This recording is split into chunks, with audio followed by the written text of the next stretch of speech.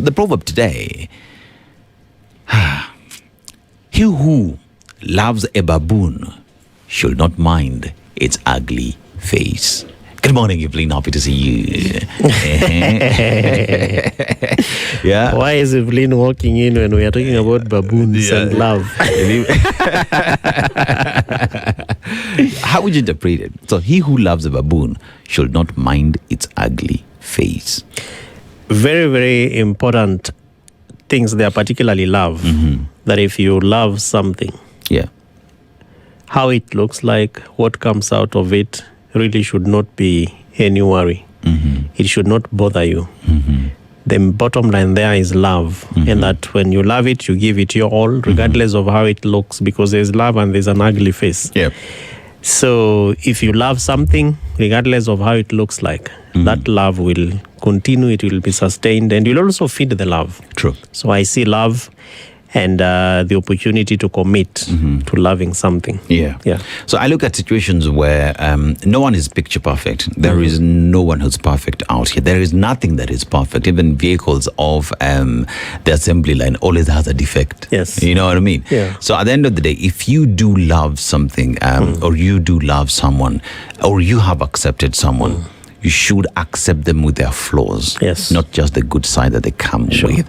So we need to understand that you're my friend, you are my significant other, but that you come with your own baggage, and that baggage is part and parcel of who you are. So I should be able to accommodate that. If you're fixing, we fix it together. If we can't fix it, we find a way of working around it. And we go through the ugly faces.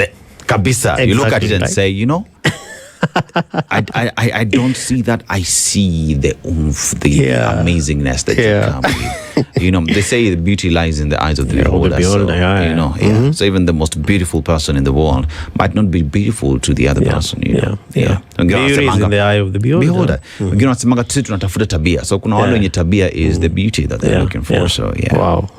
Great. Interesting. Sure. Wacha tusalamie watu sasa. Mahanu Oliver. Good morning, Spice family. We should pray so hard for our country, Kenya. I agree.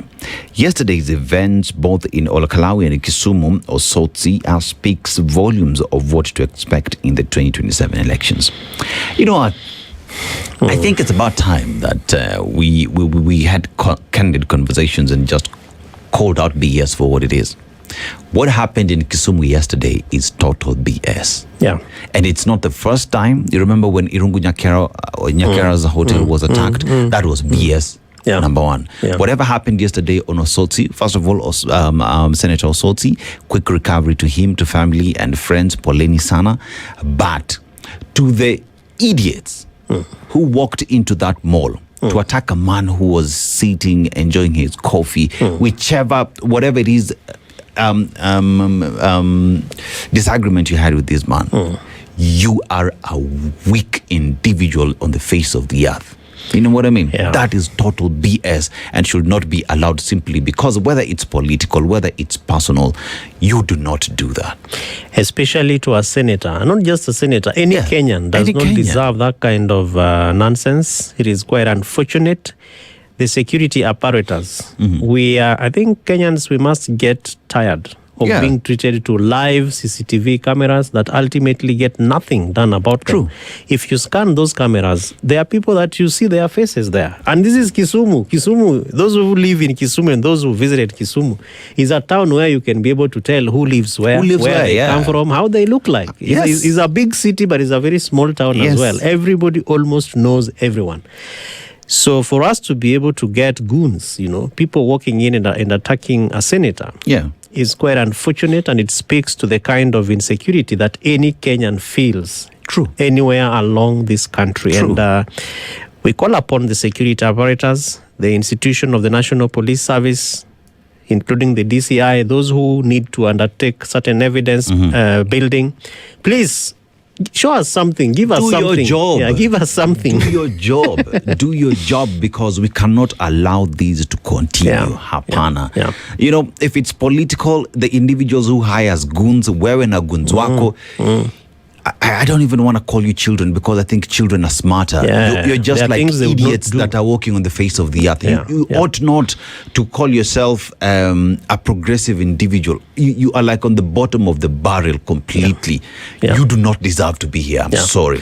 That was unfortunate. It was uncalled for, regardless of whatever you be for issues, conflicts you have with an individual. It's not handled like that. It is not handled like that. It was not worth it. Yes. And we hope that Parliament as well, because that's a member of an august house. Yes. It's a protected infrastructure. That, of course, it didn't happen within the precepts of Parliament, but this is a sitting member of Parliament. Yes. This is a senator. We hope that the members will also be calling for certain stern action. To be taken. Security apparatus as well, Bwana. This is an opportunity for you guys. We know how you do your investigations. We know how you go about it. This is about time that we saw the boots work and that justice is actually delivered. Carrier Peter, good morning from Mombasa. You may not control all the events that happen to you, but you can decide not to be reduced by them. I agree with you, Carrier. Robert Mbogo, good morning. Tuned in from Mombasa. Mombasa, Robert Mbogo and Wenzel Washington, tuned in from Matuga in County 002. Looking forward to great minds discussing great things. Asante Sana House, Kwale County. And here we are with Brian Otieno. Good morning from Dubai. Beirut has turned into a quagmire. Only time will tell. So there is the ceasefire, but Israel has said we will continue to hit Lebanon, and there is an attack, a surprise attack that happened yesterday of 100 people left dead. Dennis, the other time we were talking about the international institutions, especially those that are aligned to peace and security, the UN, among others. What does this really mean? Especially when you have members of that body that have veto power, and you have attacks that continue to go on and have global ramifications. Because that is not just happening in, in the Middle East or in Dubai, etc., in Iran, but look at how other countries, including Kenya, are now being affected. Pretty much. I wonder whether they are waiting for September to speak or whether there are meetings going on. I'm asking a simple question, man. Like when we have all these bodies, United Nations and its position on security and peace building, we have NATO and its promise of providing security. But also we have agreements and treaties that we've signed on human life and human rights.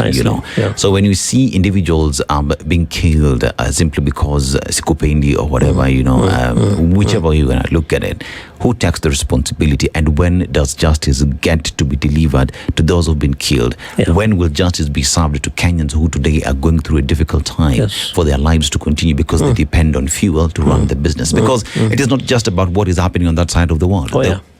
The entire world is going through a difficult time. People are losing jobs simply because of decisions that are being made by those who think they know it all. We must have all that. And the bravado and the kind of tough talk that people are spewing all over you. Let's just say call it for what it is. And Alex Gioko, good morning, Team Spice, tuned in from Kitale. Tunawapata kwa njia iliyo bora. Asante sana, Alex Gioko. Brian Otieno, August 10th, 2027 is coming. It will be on a Tuesday. Don't make it Fool's Day. Christina, good morning. Kenya did the best benchmark in Haiti. Kisumu, Nairobi, and Mombasa are becoming Haiti. It is sad, but I agree with you. If we don't take care of our goons today, remember that this is how it started in Haiti. We must deal with this nonsense now, not kesho, now. And especially because almost every politician, has a group of goons. And these are people who are again known by everyone. Why can't our security apparatus, again, back to them, really, just work on this and crack down on these goons? And amidst all these affirmative action programs that are going on, Nyota, what really is the root cause? What is the driving force for the goons? Is it because you want to scare people? Is it because you just want to attack to show certain power and prowess that you might be wielding and yet is not there? We cannot continue like this. We must do something to stop it. So these goons belong to a certain politician, right? So if you want to look for a goon leader, look for that politician. Am I right? No, you are. Yeah. Show me your friends and I'll show you who you are. So it means the politician is also a goon. The one who is sponsoring and paying these goons, he is the goon leader. Yeah. He is the gang leader, The gooner. The gooner. So, yeah. So we go to Faith Mutitio. Salamus, you all in studio. Salamus to you too. Waiting to hear the headlines and ever-evolving drama in Kenya. Just getting to bed here in Virginia and tuned in. Asante sana for staying up this hour. And tunasema asante sana. We shall be getting to the headlines in a few. And Leo, yesterday was a score-settling day at the Kiarao funeral and sending messages and showing who has the influence. This nation is Comedy Central. We will not talk about that. We will go into the headlines and just read on what happened, because I was on air yesterday and I was listening to how Babs are being thrown. I was like, yo. I foresee a handshake. Possible, not possible, but it's just an imagination that I have. But on the flip side of things, I imagined what we were fed yesterday, and democracy in Kenya is on another level. Other countries in the region, think of speaking to the president in Uganda. You would not even leave your house. Think of Tanzania. Think about Rwanda. Think about many other countries. You cannot really speak to the president the way we saw that happened. That speaks to maturity that there is in the country. One, there is a discussion, however, on our political class and how they handle themselves whenever they're given a microphone. That is another conversation altogether. But in terms of free speech and addressing your issues, the right regardless of where you we are expressing ourselves. But again, I think that some of those guys felt quite safe and uncomfortable, particularly the DCP leader, because initially one had it that he might not show up.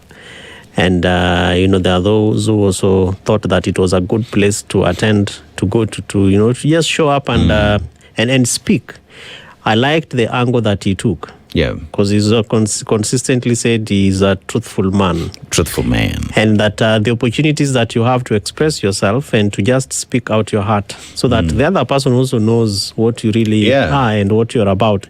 And that they were meeting, whether true or false, for the first time in public after the impeachment of Mheshimiwa Rigathi Gachagua. I think that also showed something. The president was very bold. He said, I don't need anyone to speak to Mount Kenya. And so we are looking forward to how that, flips and goes on ahead of 2027. But fali wawili wakipigana, they say ni nyasi. So sisi ndio nyasi. So we're to Zach Oak, Morning Spice from Minneapolis here. The Riot Act was loudly pronounced in the club. Good day. Yes, we agree. Riot Act was announced yesterday. And in Nyakundi Manuel, good morning, Team Spice. We should learn to tolerate other people. What happened in Kisumu yesterday, it's sad. Yes, indeed, we agree with you. Eric Owar, good morning, guys. Good morning to you, Eric. Mohammed Ali Ibrahim, Jumbo Kenya, as usual, looking forward to an amazing day. Wishing you a good one too. Wishing you a good one as well. Jennifer Tanya, good morning, Dennis. You are co-host and Spice family. I am a sad Kenyan. Why violence on Senator Soti? Yes, indeed. That was sad to see. And by note, homelessness is everywhere. It's man-made. How do they make opportunities out of their circumstances? Yes, indeed. Mashad and Jeru. Good morning, Spice team. Watching from Portland, Oregon. There is no dull moment in Kenya's political arena. Rigiji versus Ruto. Yes, that was there to see. And Brian Otieno, love who you marry. Yes, penda ule ambaye umeoa. Nahashan Gugi. Good morning, Spice family. Dennis, the strait was closed earlier today, morning hours. The ceasefire is out. Wale watu wa promised land did their thing. It's just a side affair. Love from Arizona. Yes, indeed. Continues developing on the Strait of Hormuz and what that means for the entire world. Now, Young Jedi, good morning, gents. Morning to you. Mkopoa, mimi nikopoa. Ukopoa, Osido? Kabisa, nashukuru. Yes.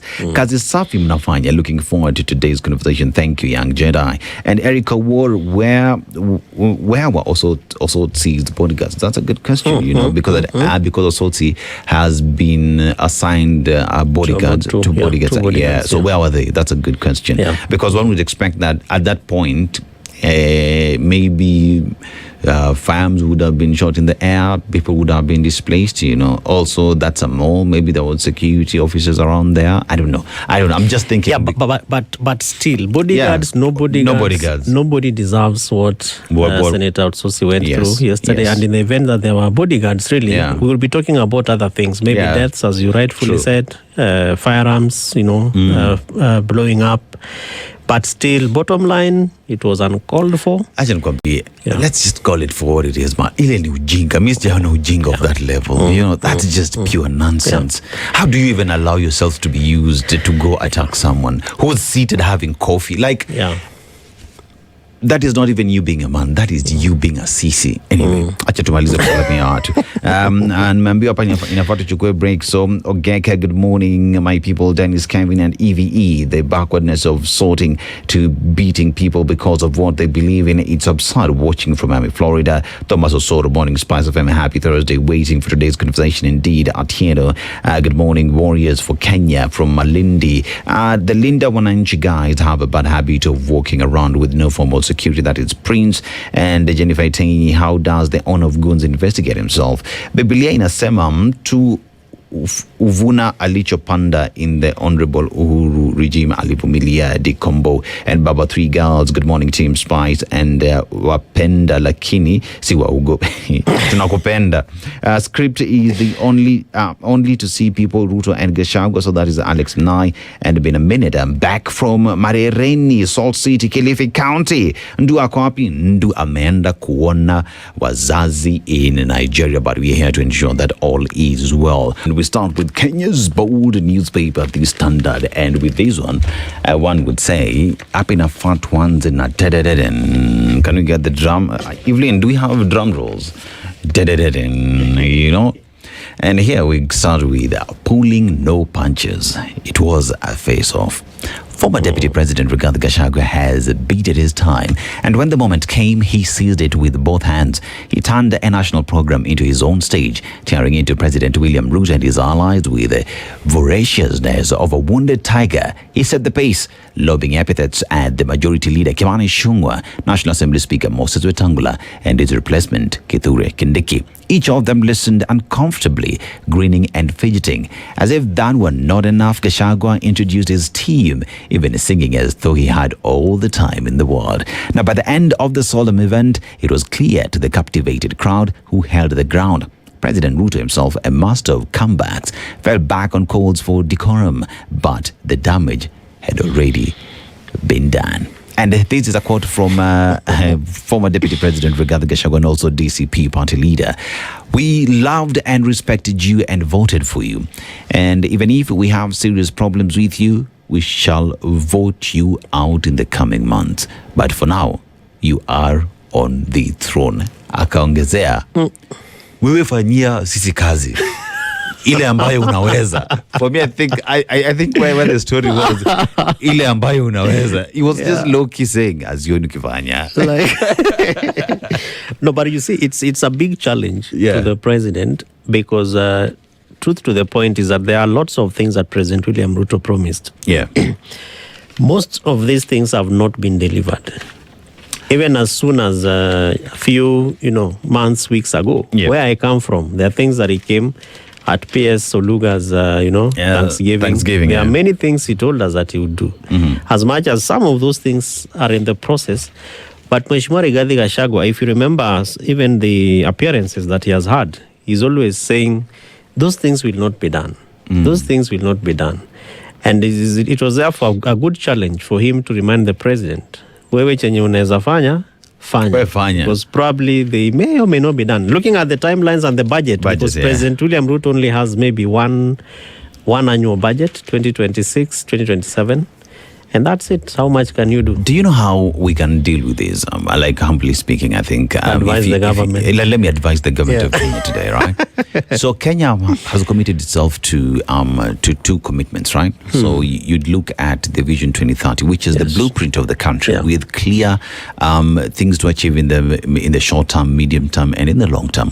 So if any government that is coming in and decides to focus on achieving Vision 2030 and just pushing it further, just pushing it further. That way, you're able to look at progress that the entire country is working towards. I know every president gets in and they have their own promises, which is fine. But if we all just focused on achieving Vision 2030, like as we speak the other day, the Communist Party in China sat and is coming up with its blueprint for the next, I think, 30 years. Yeah. And that is what every other leader who's coming in is going to be pushing. They're not coming in with the new promises. I will take you guys to the moon. We have a blueprint and this is what we're working with. That will get rid of, ulikuja hapo katu promise, and you've not delivered. But if you have a blueprint for the country and you know exactly what you're working towards, we've sorted, we've eliminated this problem. That's really deep, because if you look at that Vision 2030, it has 3 pillars: socio-economic and political. Just pick one thing in the social arena. Go. Pick one thing in the political arena. Pick one thing in the economic arena. If it is pesa mfukoni, weka pesa kwa mfuko. Weka pesa mfukoni. If it is health, let SHA deliver. Let it work. Let it not work in certain places and in other places. Let it work for others. Just pick one thing. And Kenyans will really appreciate you for that. Anyway, that is free advice. That is free advice. I'm not asking for commission. Only advice. So page 2, students have 1 month to apply for university and college courses. Portal for degrees, diplomas and certificates application runs until May 6th. And COOPS advises students to consider cluster subjects and weights and previous cutoffs. So that is Kenya Universities and College Central Placement Services CEO Mary Wahome who is saying that. And Al-Shabaab consignment recovered and suspects held. So these the police in Nairobi claim they have dismantled an Al-Shabaab terror ring and recovered combat uniforms. That is after a swoop that happened in Isli in Nairobi. So we go as well just on matters education. Students struggle to access funds ahead of university exams. Education again and problems in that sector. So woman sues hospital for fetus video shared on social media. So woman accuses a hospital and staff of infringing her privacy and causing distress. So complainant is seeking compensation and a written apology and deletion of the video. That is so sad. Why would someone take a picture of the fetus and share it on? Like, I know we have phones, I know it has cameras, but please, some things are not to be recorded, some things are not to be shared on the social media. I think 2026 we need to take people through etiquette of using a phone. And beyond that is also the Data Protection Act. Yes. We have privacy issues. We have a whole commissioner. And even decency. And so if a facility that you expect to have faith in, you get out of your house and you go to a hospital and you believe that I'm going in here, they'll be able to take good care of me. Why would you want to be indecent? Why do you want to, share somebody's You can imagine the trauma that this woman went through already, by going through the procedure and all that. And then you're taking advantage of that situation to share that online for a few clicks so that you trend. So they are saying that there is public disclosure on social media that the hospital posted the video on X to announce their first identification of a cleft lip. Really? Let me tell you, even if it was your identification, that is my anyway. And even this thing called consent. If you want to post somebody's photo or video, just ask Kevin Osido. We like what we are seeing. Can we post it? Why do you want to be me, or why do you want to be this patient? And assume that because you've identified your first cleft lip, and that is now story. You see, another thing is like hospitals, doctor-client privilege. Exactly. It does exist. So this is someone who just went ahead of themselves and did what they did, knowing very well it was wrong. There is no excuse for that. A friend of mine would say, sue them. Sue them. Uproar after Osotsi attacked in Kisumu restaurant. So there is that. We shall be talking about that later. So and then there is a new bill that targets foreign companies to purchase 60% of inputs locally. So farms risk fines of up to 100 million shillings and jail terms for top executives if they contravene the proposed bill once it is enacted into law. So the Local Content Bill 2025 proposes that multinationals depend on agricultural raw materials to obtain such produce from Kenyan farmers. I think that's a good thing. Yeah. You know, it is how it will be packaged. And then also, I think the conversation that should follow this is, do we have enough material to feed those industries? So, you know, you can put this into law, but if you do not have enough materials, businesses would either ship out because of the law making it difficult for them to operate. So the government as well should move in to ensure that we have enough resources to feed into the companies. It does not just end on passing a law. And indeed, the big talk around industrialization and manufacturing, this really feeds into the government's, promise and the larger vision 2030, because manufacturing is a very core pillar there. Yeah. But also looking at the county aggregated industrial parks, that even whatever is happening at the counties could then be, curated properly and then fed into a value chain that leads into this beautiful law that we are seeking to pass. It's a good thing, but we hope it's not just a paper that will be put somewhere to gather dust. Yeah, so there is on page 6 the story on decorum collapses as Gachagua Ruto square off at Requiem. So we shall be looking at that. And media houses miss out on millions as Ruto signs a budget. So yeah, so there is that. There is a supplementary budget that was supposed to be passed, but for some weird reason they saw no need of including the pending bills owed to media houses in that bill that was signed by the president. And he made me a queen. A widow recalls MP's love and generosity. What do you have on the Daily Nation? Probably before the Daily Nation, Dennis, you would allow me, as a lover of devolution, there's a story on the Big Bold Standard, page 4. Okay. Down there, it says, judge gives governor's nod to ignore Senate summons. Okay. This is an unfortunate judgment for us, those who are lovers of devolution and particularly accountability. I believe that the governor has only identified one committee of the Senate. And because we have other mechanisms of addressing disputes and conflicts, even before we go to the courts, we are calling upon alternative dispute resolution mechanisms to take place, because we cannot sit in a country where monies get to counties, but that the constitutional power that the Senate has in Article 125 is taken away from them because a judge is saying that governors can ignore Senate summons. Where is a space of accountability? So it's one thing that we'll be looking forward to probably even petition or look for, the breadth of what this means for accountability and governors' summons. So, thank you. I agree. On the Daily Nation, the headline there is Face Off. So this is about President Ruto and his former deputy, Rigathi Gachagua. Yesterday shared a platform for the second time since the latter's impeachment in 2024. But this time, the allies turned foes traded sharp barbs during a Rekom mass in Olkalau, Nyandarua County, escalating their bitter fight for the political soul of Mount Kenya. Both of them are quoted there. President William Ruto says, I know the people from Mount Kenya voted for me. I am not a mad person or a fool. Those who are pointing fingers at me here, I will answer them with my actions. And the former DP, Rigathi Gachagua, says, you managed to kick me out of office, but as you can see, the people of Mount Kenya still love me. Removing me from the hearts of these people will be an uphill task. If you love the baboon, today's proverb, you will not care about its face. How it looks. So you can go further to page 4 and 5 of the Nation. Page 2 says, of course, there is a story about the combat traders struggling to stay afloat. Another sad story from where we sit, or rather where I sit. So Gikomba Market Association Chairman Bugwa Kibathi says relocation is part of a larger vision to modernize the market. About 3,000 in amounts of profit that trader. There's a story of a trader called Jacqueline Mutua. So she says that she used to make 3,000 shillings at the old site, but now she's lucky to make 500. A visit to the new site reveals a stark contrast to the old market. Is this a good thing if you're making 3,000 then, but now making 500? Nope. And we've just talked about a local bill to enhance local industrialization. Page 3 of the Nation, another big story there, why the courts can't force you to remain in marriage. Wow.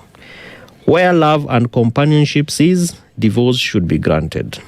So there is a story there of a High Court judge that the High Court has declared that courts should not compel couples to remain in irretrievably broken marriages, emphasizing that such unions could lead to emotional or social imprisonment. Again, back to the day's proverb. If you love something, does it apply? It does apply, but then this is the point where if it's not working out, if you're not comfortable, if you're not at peace, this is where I say agree as adults to go your separate ways and find happiness elsewhere. So the grounds of this is that the accusations and what the court said in this particular matter, that the man accused his wife of cheating, deservation and cruelty while she told the court that he withdrew conjugal rights and physically abused her. The woman opposed the divorce on religious grounds, something the court did not agree with. The judge said where love and companionship have ceased, divorce should be granted instead of forcing couples into judicial separation with no realistic hope of reconciliation. The law does not require spouses to endure emotional, psychological, or social imprisonment under the guise of marriage. Judicial separation is only appropriate where reconciliation is feasible, and that is what the judge added. Yeah, if you can't reconcile, you got no business being together because makes sense.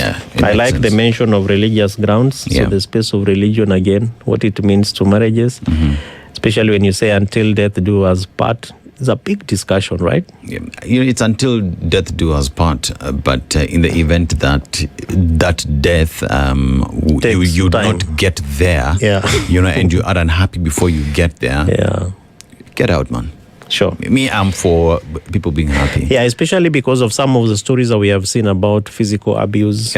People even banning family members. If it doesn't work, it's not worth it. Page 4 again. Ruto and Gachagua turn RICOM into showdown. You can pick up that from page 4 to 5 of the Daily Nation. In page 6, there is a big photo of the head of public service there, Felix Kosgei, about the fuel scandal. Inside the meeting Kosgei chaired, so it's a meeting that took place, chaired by the head of public service on the fuel scandal. And the Energy Ministry sought waivers on the quality of fuel to be imported, saying consignment was destined for jurisdictions with different requirements. So there is a long story there about a crisis. It says that documents reveal that it is the Security Committee meeting that instructed Petroleum PS Liban to seek alternative sources to avert a looming fuel shortage. It seems like a lot of people knew. Yeah, there's something going on here, which I hope that we will be told. We'll be told, Because the other day, the Standard asked us, did he know? Was he aware? You remember the big story on the headline about CS one line? And then we saw documents, letters being written, some of them approvals coming from his office. So we are hoping that this is going to be a story that will help us understand really accountability, transparency, and just the roles of PS, CS, and now head of public service in some of these issues. And as that goes on in page 7, long queues as petrol stations across the country run out of fuel. Yeah, we shall be having that conversation with Martin Chomba a little bit later, together with Ahmed Hashi, to just get to understand the developments in the Middle East, pretty much. I think the last one is on page 8 again. A story on MP's age 26 million veto that worsens media crisis. So Kenya Editors Guild warns failure to settle debts could weaken the media's role in a democratic society. Interesting, right? Lawmakers cite lack of verification as they hold Treasury's plan to clear long-standing government debt owed to the media. One thing I can tell you for sure is the verification they're talking about. We have them. We have them because every time there is business, there are things that we call space orders. These are things that are there. The documents that have been signed for us to run an advert, for us to give you live coverage. So they just need to come to us to verify that these things did happen and verify with the officers that gave us business. So this is just a larger gameplay that is ongoing. But anyway, We are here, right? We continue pushing that notwithstanding. So let's quickly look at the Star, and we just look at the main page of the Star, and in there is inside the fuel saga, how Kebs and Wandai emerged unscathed as well. So that is on the fuel saga that is ongoing. And traded barbs, Ruto, Gachagua tear each other in battle for Mount Kenya as well. And ex-cabinet secretary Tuju denies charges in false information case, as well as Kenya and other global south countries seek fair share in a new pandemic agreement. So let's look at a story here on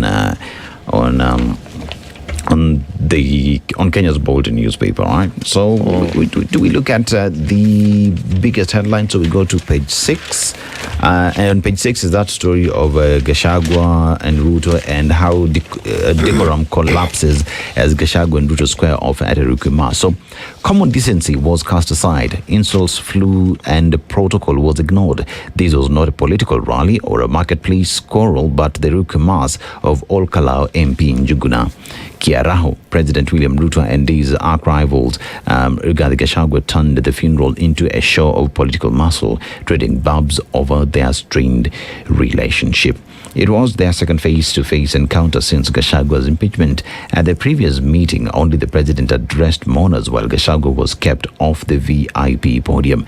They last met on November 16th during the episcopal ordination and the installation of Reverend Peter Kimani as the fourth bishop of the Catholic Diocese of Embu at the University of Embu grounds. Now, this time, Gachagua arrived early, took a seat on the VIP dais with his allies, and appeared ready for a confrontation. Now, Nyandarua Senator John Methu set the tone, rising to speak. He accused Ruto of mistreating Gachagua, misleading voters on development pledges, and fearing crowds to disrupt at this ceremony. Now, Methu asked the gathering to show support for Gachagua while failing to recognize Deputy President Kithure Kindiki. Now, addressing Ruto, Methu said, although he respected him, he did not fear him. He told him that he was being misled by his political allies, that things were working on the ground. Now, as mourners applauded Methu's speech, pro-government allies steered clear of politics,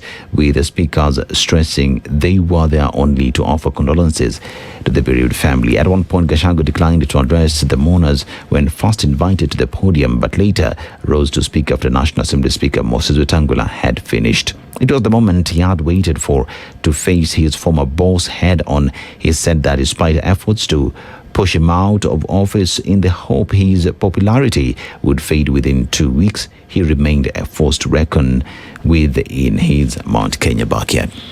If you just look at what happened yesterday, one asks the question, you look at the political temperature that is in the country today, and as we approach 2027 election, where are we as a country? You know, because you look at what Gachagua said, how the president responded. You look at Senator Methu, how he was being kicked off the podium. And one is, we have to ask ourselves, what we're seeing today, is this an indication of what is to come in the future?